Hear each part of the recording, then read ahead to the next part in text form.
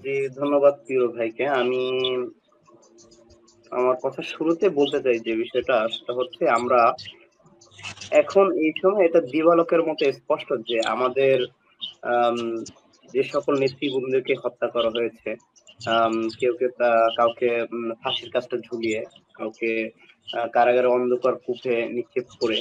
আম আমরা জানি যে জামাত ইসলামের শীর্ষ ১২ জন নেতাকে এভাবে হত্যা করা হয়েছে। তো এটা এখন দিবালোকের মতো স্পষ্ট যে তাদের যে বিচার প্রক্রিয়ার মধ্য দিয়ে তাদেরকে হত্যা করা হয়েছিল, যেটাকে আমরা বিচারিক হত্যাকাণ্ড বলছি, সেটা প্রচন্ড রকমের প্রশ্নবিদ্ধ ছিল। আমরা এখানে দেখেছি এসকেপ কেলেঙ্কারির মতো জঘন্য একটি নিন্দনীয় কাজ ছিল এবং সেখানে আরো ছিল আম কোর্টের চত্বর থেকে যে মামলার যে সাক্ষী যারা ছিল তাদেরকে কোর্টের চত্বর থেকে গুম করা হয়েছে এবং তাকে পাওয়া গেছে পরবর্তীতে ভারতে।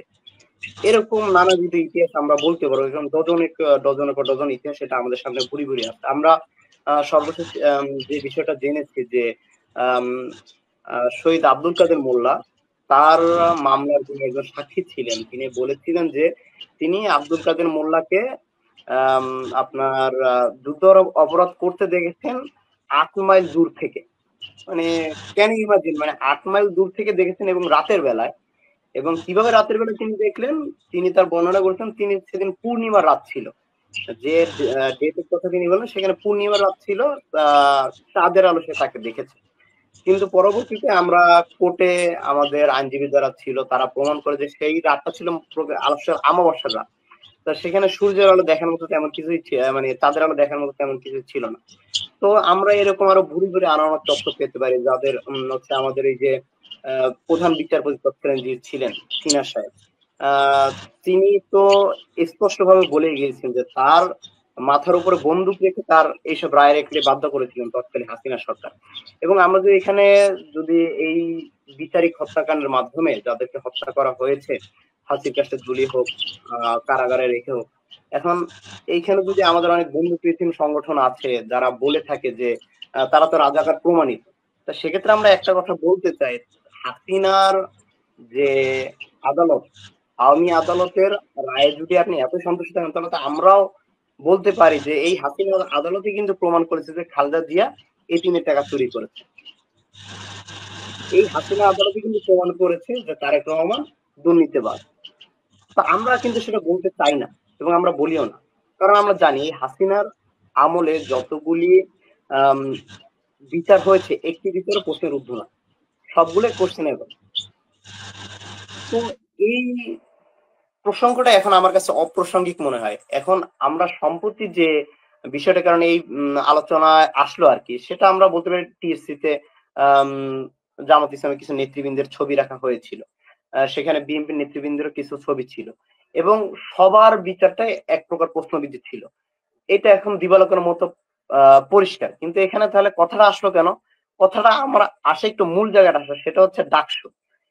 যখন তারা দেখলো যে শিবির ধীরে ধীরে ছাত্রদের মাঝে আমাদের যে গঠনমূলক কর্মকাণ্ড ছিল সেটা এতটা সাধারণ শিক্ষার্থীদের মন জয় করে নিয়েছে যে আমাদের বিরোধী শক্তি যারা আছে, যাদেরকে আমরা তাদের বিরোধী মনে করি না, তাদেরকে আমরা বন্ধুপ্রতি মনে করি, কিন্তু তারা আমাদের বিরোধী মনে করে।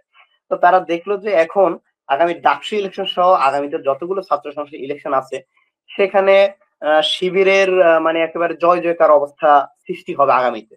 তো এই পরিস্থিতি দেখে তারা হচ্ছে প্রতিহিংসা রাজনীতিটাকে বেছে নিল, তারা গঠনমূলক রাজনীতি আর থাকতে চাইলো না এবং তারা গঠনমূলক কোনো কিছু আগে করে দেখাতে পারেনি শিবিরের মতো।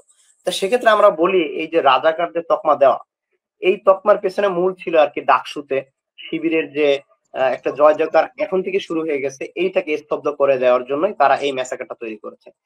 তো আমরা তারেক ভাই যদি আমি একটু বলি, তারেক ভাই যদি বলি যে ডাকসু নিয়ে যদি এটা হয়ে থাকে ভাই, তাহলে সেটা তো বিএনপি নাকি বিএনপি বা অন্যান্য যে সংগঠনগুলো করতেছে, বাট এই যে অন্যান্য যারা বিরোধিতা করতেছে, বিশেষ করে যে বাম সংগঠনের যে যারা আপনার করতেছে, তো এরা কি আসলে এই ডাকসুর সাথে কিভাবে মানে ডাকসুর সাথে কিভাবে জড়িত, বা তারা কি আসলে তারা কিন্তু শাহবাগেও কিন্তু এই বামপন্থী দলরাই ছিল বেশি, তাই না, যখন রাজাকারের বিচার চলতেছিল।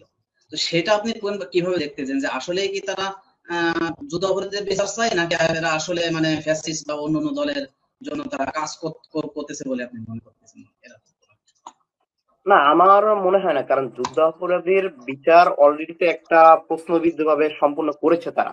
তো সেক্ষেত্রে আমার এখন মনে হয় না তারা এই যুদ্ধাপরাধীর বিচার নিয়ে আর কিছু বলতে চায়। আমার কাছে এখানে তাদের সামগ্রিক বিষয় একটা আমার একটা বিষয় আমার কাছে স্পষ্ট, তারা হচ্ছে এই ডাকসু সহ আগামী ছাত্র সংসদ ইলেকশনকে সামনে রেখে তারা একটি অপ্রীতিকর পরিস্থিতি তৈরি করার চেষ্টা করতেছে, এবং আমি ধারণা করতেছি তারা চাচ্ছে কোনোভাবে ডাকসু ইলেকশনটাকে বানচাল করতে।